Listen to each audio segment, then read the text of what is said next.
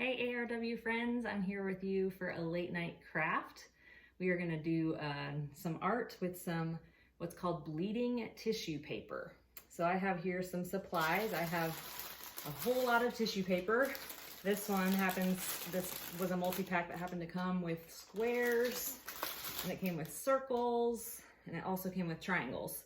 I will tell you that it is not the same as regular tissue paper. You have to look for what's specifically called bleeding or bleeding art tissue paper. I also have just some watercolor paper. This is a pack of paper. I have a white crayon, and I have a spray bottle filled with water. You can also just use a paintbrush and a little container of water. You'll notice that I've also set up my space. I have a trash bag down with a paper bag on top of it because once the color starts to bleed, it will stain lots of things that it comes in contact with. Your fingers, your clothes, anything. It doesn't stay on your fingers for too long though. I also went ahead and set up some tissue paper spread up around me just because it's easier to separate it ahead of time and before your fingers start to get wet. So you're gonna start with a sheet of watercolor paper. And this is just a really quick, simple craft. And you're gonna spray it with water. It doesn't need to be soaked, but you do want water in all parts of it. And then you're gonna start to put the tissue paper on it. Just gonna pick a variety of colors. Doesn't really matter if they overlap or not.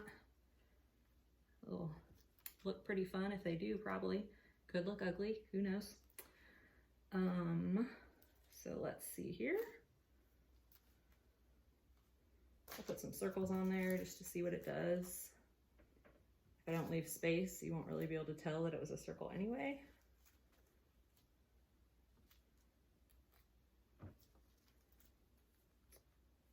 All right, and then most of it's pretty wet already, but I'm just gonna look for the spots that kind of need a little help to go down. And then I'm just gonna leave it and let it dry.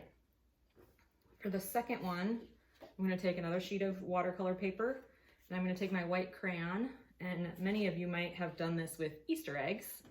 So I'm gonna take my white crayon, and you have to do it a few times, and it's hard to see where you've done it exactly, but this is going to be like a crayon resist piece of art. So you can do a picture or a word, whatever you want. So you do that first. So you can't see it, but it's on there, I promise. And then you're going to go ahead and spray this one.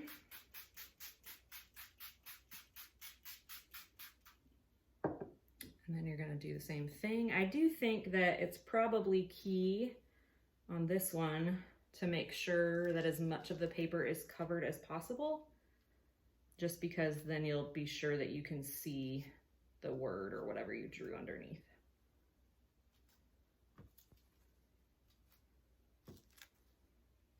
So as far as uses for this, really the sky is the limit. I can think of a lot of ways I might use this in my setting. I work with children, and we often have the children at Vacation Bible School or at Sunday school make cards for older adults and send it to them. And so they could do decorating on the front, and then their teachers or other adults who help could write a message on the inside, or sometimes we just let them draw on the inside too, maybe sign their name, and then we put a sticker on the back that says, "Made for you by the children of this year's VBS." So now I have this covered. So I'm gonna go ahead and spray again just to make sure got it all. I'd love to hear how you all think you could use this. Go ahead and post in the comments on the video and let us know how you think you might use it. I was thinking about doing like the front of a card. You also could do kind of like a congregational art project, and you could have various people do a section, and then you could put them together for one big piece of art. It really does probably need to be on watercolor paper, but you could experiment with doing it other ways. So here is my art. Here we go. I have two here that I finished already earlier. And these I did really quickly. But you can see that it kind of bled out from where it was. And then this one, you see that? It says ARW was what I did in the white crayon. And that's why I said make sure you get it all covered, because I didn't have every single part of that covered. And so the light pink and the light blue also, you'll just have to experiment, but they didn't come out super vibrant. Once these dry, I'll stick pictures of these at the end of the video so you can see how these came out. You can see that some of them are bleeding into the other ones. So it's just a fun game and kind of a surprise, sort of like tie-dye, to see how it all finishes up.